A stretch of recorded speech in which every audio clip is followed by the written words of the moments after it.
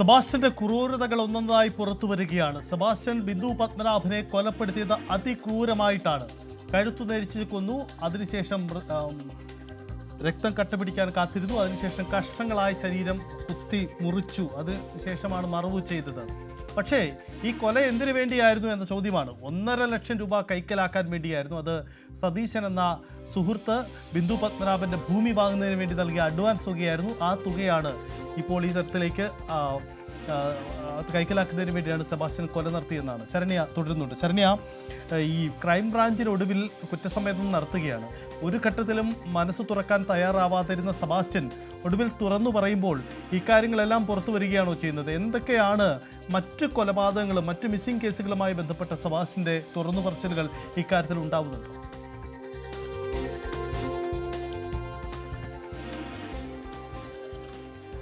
സജിത്ത്, ജൈനമ്മ തിരോധാന കേസുമായി ബന്ധപ്പെട്ട് കോട്ടയം ക്രൈംബ്രാഞ്ചിന്റെ കസ്റ്റഡിയിലായിരുന്നു സെബാസ്റ്റ്യൻ ഉണ്ടായിരുന്നത്. ഈ കോട്ടയം ക്രൈംബ്രാഞ്ചിന്റെ കസ്റ്റഡിയിലിരിക്കുന്ന ഘട്ടത്തിൽ, അതായത് ഇതൊരു സംയുക്ത അന്വേഷണമാണ് നടക്കുന്നത്, വിവിധ ജില്ലകൾ ചേർന്നുള്ള. കാരണം ജൈനമ്മ തിരോധാന കേസിൽ ഇയാൾ ജൈനമ്മയെ കൊലപ്പെടുത്തി എന്നുള്ള വിവരം സ്ഥിരീകരണം വരുന്നതോടുകൂടി ആലപ്പുഴയിൽ നിന്നുള്ള ഇൻവെസ്റ്റിഗേഷൻ ടീമും ആ ചോദ്യം ചെയ്യൽ അടക്കമുള്ള കാര്യങ്ങളിൽ അവരുടെയും കൂടി ഒരു പങ്കാളിത്തം ഉണ്ടായിരുന്നു എന്നുള്ളതാണ്. ആ ജൈനമ്മ തിരോധാന കേസിൽ ഇയാളിൽ നിന്ന് വിവരങ്ങൾ ശേഖരിക്കുന്ന ഘട്ടത്തിലാണ് ബിന്ദു പത്മനാഭൻ എന്നുള്ള കേസും കൂടി അയാൾ ഒരു അഡ്മിഷൻ അയാളുടെ ഭാഗത്തു നിന്ന് അയാൾ അത് അഡ്മിറ്റ് ചെയ്യുന്നത്. അതിൽ തന്നെ ജൈനമ്മ തിരോധാന കേസിൽ പിടിക്കപ്പെടാതിരിക്കാൻ സെബാസ്റ്റ്യൻ ഏറ്റവും ഒടുവിൽ വരെ പിടിച്ചു നിന്നു എന്നുള്ളതാണ്. അതായത് ജൈനമ്മ തിരോധാന കേസിൽ ഇയാൾ പിടിയിലാകുന്നതിൻ്റെ ഏറ്റവും പ്രധാനപ്പെട്ട ഘടകമായിരുന്നത് ഈരാറ്റുപേട്ടയിൽ ഈ ജൈനമ്മയുടെ ഫോൺ ഇയാൾ റീചാർജ് ചെയ്യാൻ ശ്രമിച്ചതും അതിൽ നിന്ന് വീട്ടിലേക്ക്, അതായത് ജൈനമ്മയുടെ വീട്ടിലേക്ക് വിളിക്കാനുള്ള ശ്രമവും നടത്തിയതാണ്. പല ഘട്ടങ്ങളിലായി ഈ മരണപ്പെട്ട ആളുകൾ അല്ലെങ്കിൽ കൊല്ലപ്പെട്ട ആളുകൾ അവർ ജീവിച്ചിരിപ്പുണ്ട് എന്നുള്ള രീതിയിലുള്ള ഒരു തോന്നൽ ബന്ധുക്കൾക്ക് ചുറ്റും വരുത്തും. അതാണ് ബിന്ദു പത്മനാഭന്റെ കാര്യത്തിൽ. ബിന്ദുവിന്റെ സഹോദരൻ നാട്ടിലില്ലായിരുന്നു, നാട്ടിലേക്ക് വരാൻ കഴിയാത്ത സാഹചര്യം ഉണ്ടായിരുന്നു. ബിന്ദുവിന്റെ അമ്മയും അച്ഛനും സെബാസ്റ്റ്യനുമായൊക്കെ ഉള്ള ഒരു സൗഹൃദം തുടങ്ങിയ 2002 തന്നെ 3 മാസത്തെ കാലയളവിൽ അമ്മയും അച്ഛനും മരണപ്പെടുകയാണ്. അതിൽ തന്നെ അച്ഛൻ മരണപ്പെടുന്നത് ആദ്യം ഒരു വിൽപത്രം ബിന്ദു പത്മനാഭന്റെ അച്ഛൻ എഴുതി വെച്ചു 2 മക്കൾക്കുമായി. അത് മാറ്റി ബിന്ദു പത്മനാഭന്റെ പേരിൽ മാത്രം സ്വത്തുക്കൾ മുഴുവനാക്കിക്കൊണ്ട് വിൽപത്രം തയ്യാറാക്കി രജിസ്റ്റർ ചെയ്തതിന്റെ 4ാമത്തെ ദിവസമാണ് ബിന്ദു പത്മനാഭന്റെ അച്ഛൻ മരണപ്പെടുന്നത്. കുഴഞ്ഞു വീണ് മരിക്കുകയായിരുന്നു. അങ്ങനെ വളരെ ദുരൂഹതയാണ് ഈ സെബാസ്റ്റ്യനുമായി ബന്ധപ്പെട്ട്. പിന്നീട് ബിന്ദുവിന്റെ സഹോദരൻ, ആകെ ഉണ്ടായിരുന്ന ഒരു സഹോദരനെതിരെ പ്രൊട്ടക്ഷൻ ഓർഡർ വാങ്ങുകയാണ് കോടതിയിൽ നിന്നും. ആ പ്രൊട്ടക്ഷൻ ഓർഡർ വാങ്ങുന്നതോടെ ബിന്ദുവിന്റെ സഹോദരൻ തമ്മിൽ പൂർണ്ണമായി തെറ്റുന്നു. അമ്പലപ്പുഴയിലെ ബന്ധുക്കളുടെ വീട്ടിലേക്ക് ബിന്ദു പോകുന്നെന്ന് പറയുന്നു. ഈ അമ്പലപ്പുഴയിലെ ബന്ധുക്കളുടെ വീട്ടിലേക്ക് ഒരു ഘട്ടം കഴിയുമ്പോൾ ബിന്ദു അവിടുന്ന് ബാംഗ്ലൂരേക്ക് ജോലിക്ക് പോകുന്നു എന്നുള്ള രീതിയിൽ അവിടെ നിന്ന് മാറുന്നു. പക്ഷെ അന്വേഷണ സംഘം നടത്തിയ അന്വേഷണത്തിൽ ബാംഗ്ലൂർ ബിന്ദു ജോലി ചെയ്തിരുന്നില്ല എന്നാണ് കണ്ടെത്തിയിട്ടുള്ളത്. മാത്രമല്ല പിന്നീട് പല ബന്ധുക്കളുടെയും മരണത്തിനും ചടങ്ങുകൾക്കുമൊക്കെ ബിന്ദു വരുന്നു എന്ന് പറയുന്നത് മൊത്തം ബന്ധുക്കളുമായും ഒരു റിബൽ മെന്റാലിറ്റിയിൽ അവരുമായി ഒരു അകൽച്ചയിലേക്ക് പോകുന്ന സാഹചര്യമാണ് ബിന്ദുവിനെന്ന് പറയുന്നു. ഈ ബന്ധുക്കളുടെ മരണത്തിന് അമ്പലപ്പുഴയിൽ എത്തിയപ്പോൾ പോലും ബിന്ദു പുറത്ത് കാറിലുണ്ടെന്ന് പറഞ്ഞുകൊണ്ട് അകത്ത് കയറി വീട്ടിൽ ഇരുന്ന് സംസാരിക്കുന്ന ആൾ സെബാസ്റ്റ്യൻ ആണ് എന്നുള്ളതാണ്. അത്തരത്തിൽ ആളുകളെ വലിയ രീതിയിൽ കബളിപ്പിച്ചുകൊണ്ടാണ് ഓരോ ഘട്ടത്തിലും അയാൾ മുന്നോട്ട് പോയിക്കൊണ്ടിരുന്നത്. ആ ഒരു മോഡസ് തന്നെയാണ് ജൈനമ്മയുടെ കേസിലും അയാൾ ചെയ്യാൻ ശ്രമിച്ചത്. അതായത് ജൈനമ്മ ജീവനോടെ ഉണ്ട് എന്ന് ഉള്ളത് വരുത്തി തീർക്കുന്നതിന് വേണ്ടി ഫോൺ കോളുകൾ യൂസ് ചെയ്തു. ആയിഷ കേസിലും അതേ സമാനമായ രീതിയിൽ ഫോൺ കോളുകൾ ലഭ്യമായിട്ടുണ്ടെന്ന് റോസമ്മ വ്യക്തമാക്കുകയും ചെയ്തിട്ടുണ്ട്. അപ്പോൾ ഇയാൾ ചെയ്യുന്ന ഒരു രീതി എന്ന് പറയുന്നത് സ്ത്രീകളുമായി വളരെ അടുത്ത ബന്ധം പുലർത്താറുണ്ട്.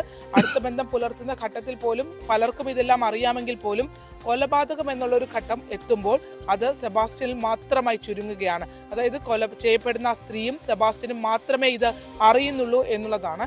അതിനുശേഷം പുറത്തേക്ക് എങ്ങനെ കൊല്ലപ്പെട്ടുന്നു, അല്ലെങ്കിൽ ഈ സ്ത്രീകൾ ആരും, സെബാസ്റ്റ്യനുമായി ബന്ധപ്പെട്ട ആളുകൾക്ക് അറിയാം ഈ സ്ത്രീകൾ ആരും ജീവനോടെ ഇല്ലെന്ന്. പക്ഷേ ഈ സ്ത്രീകൾ എങ്ങനെ കൊല്ലപ്പെടുന്നു, അല്ലെങ്കിൽ ഏത് സമയത്ത് ഇത് സംഭവിച്ചു, അത്തരത്തിലുള്ള യാതൊരുവിധ തെളിവുകളും ഉണ്ടാവാത്ത രീതിയിലാണ് ഇവർ 2 പേരിൽ മാത്രമായി അതീവ രഹസ്യ സ്വഭാവം ഇതിന് സൂക്ഷിക്കുന്നു എന്നുള്ളതാണ് ഈ കൊലപാതകങ്ങൾക്ക്. അതുകൊണ്ട് തന്നെയാണ് ഈ കേസുമായി ബന്ധപ്പെട്ട് ഇത്രയും കാലം സെബാസ്റ്റ്യനുമായി ചുറ്റിപ്പെട്ട് നിൽക്കുന്ന മുഴുവൻ, സെബാസ്റ്റ്യൻ ബ്രേക്ക് ചെയ്യാൻ കഴിയാത്തത് കൊണ്ട് തന്നെ സെബാസ്റ്റ്യനുമായി ചുറ്റിപ്പെട്ട് നിൽക്കുന്ന മുഴുവൻ ആളുകളെയും അന്വേഷണ സംഘം ചോദ്യം ചെയ്യുമ്പോഴും ആ കൃത്യമായ ഒരു ലീഡിലേക്ക് എത്താൻ അവർക്ക് കഴിയാതെ പോയി എന്നുള്ളതാണ്. പക്ഷെ ജൈനമ്മ തിരോധാന കേസിൽ ആ ബ്ലഡ് സ്റ്റെയിൻസ് കണ്ടെത്തി വീടിനകത്ത് വെച്ച് ജൈനമ്മയെ അപായപ്പെടുത്തിയിട്ടുണ്ട് എന്നുള്ള രക്തക്കറകൾ ഉൾപ്പെടെ കണ്ടെത്തിയതോടെയാണ് അതിൽ വേറെ വ്യത്യസ്തമായ രീതിയിലേക്ക് കാര്യങ്ങൾ വന്നു തുടങ്ങിയത് എന്നുള്ളതാണ്.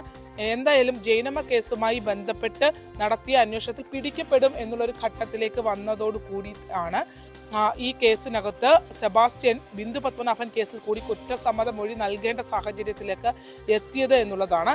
വളരെ അതായത് ഒരു എന്ത് സഹായം എവിടെ നിന്ന് കിട്ടിയെന്ന് നമുക്ക് പറയുന്നത്, പക്ഷെ അയാൾ ചെയ്യുന്നതെല്ലാം വളരെ പ്രൊഫഷണലായ രീതിയിൽ തന്നെയാണ്. അതായത് ബിന്ദു പത്മനാഭൻ ലഹരി ഉപയോഗിക്കുന്ന സ്ത്രീയായിരുന്നു.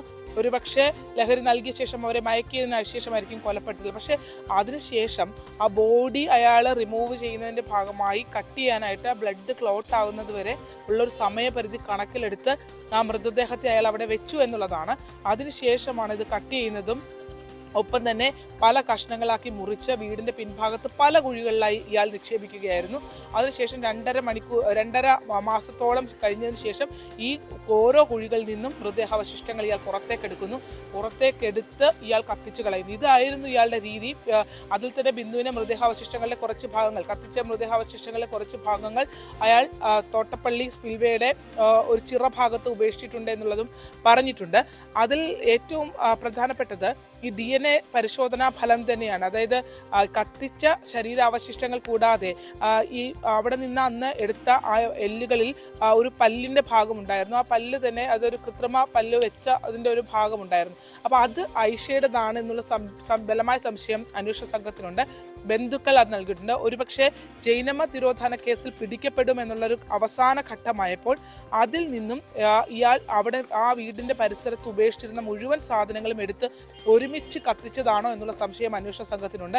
എന്തായാലും അത് ഹൈദരാബാദിലെ അഹമ്മദാബാദിലെ സ്വകാര്യ ലാബിലാണ് ഈ DNA വേർതിരിച്ചെടുക്കുന്നതിന് വേണ്ടിയുള്ള പരിശോധനയ്ക്കായി കൊടുത്തിട്ടുള്ളത്. ആ പരിശോധനാ ഫലം ലഭ്യമാണ്. കാരണം അത് വളരെ ഈ ഒന്ന് കത്തിച്ച ബോൺസ് ആയിരുന്നു, ചിലത് കത്തിക്കാത്തത് ഉണ്ടെന്നും അന്വേഷണ സംഘം പറയുന്നുണ്ട്. അപ്പോൾ അതിൽ നിന്നൊക്കെ ഇത് വേർതിരിച്ചെടുക്കുക എന്നുള്ളത് വളരെ ശ്രമകരമായ ദൗത്യമാണ്. പക്ഷേ അങ്ങനെ കൂടി ചെയ്യാൻ കഴിയുന്നൊരു ലാബ് ആണ് സ്വകാര്യ. അതുകൊണ്ടാണ് സ്വകാര്യ ലാബിലേക്ക് അയക്കേണ്ടി വന്ന വളരെ എക്സ്പെൻസീവ് ആയിട്ടുള്ള DNA വേർതിരിക്കുക എന്നത് വളരെ എക്സ്പെൻസീവ് ആയിട്ടുള്ള ഒരു കാര്യം കൂടിയാണ്. അതിനൊക്കെ ക്രൈംബ്രാഞ്ച് സർക്കാർ ചെലവിൽ പണം വരാൻ വൈകുന്നതുകൊണ്ട് തന്നെ അവരുടെ കയ്യിൽ നിന്ന് തന്നെ അവർ പണം ഇട്ടത് ചെയ്യിക്കുകയാണ് എന്നുള്ളതാണ്. എന്തായാലും ഐഷ തിരോധാന കേസിൽ ഇപ്പോൾ വിയൂർ സെൻട്രൽ ജയിലിലേക്കാണ് സെബാസ്റ്റ്യനെ മാറ്റിയിട്ടുള്ളത്. ഇന്നായിരുന്നു കസ്റ്റഡി കാലാവധി അയാളുടെ അവസാനിക്കേണ്ടത്. പക്ഷേ ഇന്നലെ വൈകിട്ട് തന്നെ കസ്റ്റഡിയുടെ സമയം അവസാനിപ്പിച്ചുകൊണ്ട് ക്രൈംബ്രാഞ്ച് അയാളെ കോടതിയിൽ പ്രൊഡ്യൂസ് ചെയ്തിട്ടുണ്ട്. അതിനുശേഷം വിയൂർ ജയിലിലേക്ക്, സെൻട്രൽ ജയിലിലേക്കാണ് അയാളെ കൊണ്ടുപോയിട്ടുള്ളത്. വിയൂർ സെൻട്രൽ ജയിലിൽ എത്തിച്ചത് തന്നെ ഇയാളുടെ ചികിത്സ മറ്റു കാര്യങ്ങൾക്ക് വേണ്ടിയാണ്. അതായത് ഇപ്പോഴും അയാളുടെ ചികിത്സയും കാര്യങ്ങളും പറഞ്ഞുകൊണ്ട് അന്വേഷണ സംഘത്തെ അയാൾ വട്ടം ചുറ്റിക്കുന്നുണ്ട്. അതിൽ തന്നെ പ്രമേഹം ഉള്ള ഒരാളാണ്. പ്രമേഹത്തിന്റെ ചികിത്സയുമായി ബന്ധപ്പെട്ടുള്ള കാര്യങ്ങൾക്ക് വേണ്ടിയാണ് അത്തരത്തിൽ ഒരു ട്രീറ്റ്മെന്റിലേക്ക് ആവശ്യപ്പെട്ടുകൊണ്ട് വിയ്യൂരിലേക്ക് ഇയാൾ പോയിട്ടുള്ളത് എന്നുള്ളതാണ്. എന്തായാലും വിയ്യൂരിൽ ഉള്ളപ്പോൾ തന്നെയും ഇതിൽ സഹിത ഏറ്റവും നമുക്ക് ഞെട്ടിക്കുന്ന പല കാര്യങ്ങളും അന്വേഷണ സംഘത്തിൽ നിന്ന് നമുക്ക് അറിയാൻ കഴിഞ്ഞു. അതായത് ഇയാൾ ആരോഗ്യപരമായ പ്രശ്നങ്ങൾ പ്രതിരോധിച്ചാണല്ലോ ഈ അന്വേഷണത്തിനെ തടയിടുന്നത്. പക്ഷേ അങ്ങനെ തടയിടുന്ന ഘട്ടത്തിൽ പോലും ഇയാളെ ചോദ്യം ചെയ്യുന്നത് മാനസികമായി തളർത്തി ചോദ്യം ചെയ്യാനൊക്കെ അന്വേഷണ സംഘം പലതവണ ശ്രമിച്ചു. ഇയാളുടെ കൈകൾ ഉയർത്തിപ്പിടിച്ച് നിൽക്കാനായി പറഞ്ഞു. മണിക്കൂറുകളോളം ഇയാളെ നിർത്തിയിട്ടും ഇയാൾക്ക് യാതൊരു ഭാവവ്യത്യാസവും ഇല്ല എന്നുള്ളതാണ്. അതായത് അയാൾ അങ്ങനെ തന്നെ കണ്ടിന്യൂ ചെയ്യുന്നത് അന്വേഷണ സംഘത്തെ അത്ഭുതപ്പെടുത്തിയിട്ടുണ്ട്. കാരണം ഇത്രയധികം നമ്മളെല്ലാവരും നോക്കുമ്പോൾ വളരെ കാലിൽ മുറിവുണ്ട്, മുറിവ് വന്ന പ്രമേഹം വന്ന് പഴുത്ത മുറിവുമായി കാല് കെട്ടിവെച്ച് പോകുന്ന സെബാസ്റ്റ്യനാണ്. പക്ഷെ അയാളുടെ ആരോഗ്യനില എന്ന് പറയുന്നത് വളരെ അധികം, അത് അയാളുടെ ഒരു മാനസികമായൊരു സംഭവം കൂടിയാണോ എന്നറിയില്ല. പക്ഷെ ഇയാൾ കൈ ഉയർത്തിപ്പിടിച്ച് നിൽക്കാൻ പറഞ്ഞ് മണിക്കൂറുകൾ പിന്നിട്ടിട്ടും അയാൾ അങ്ങനെ തന്നെ ചിമ്മാതെ നിന്ന കുറ്റവാളി എന്നുള്ളതാണ് അന്വേഷണ സംഘം അയാൾ ചോദ്യം ചെയ്ത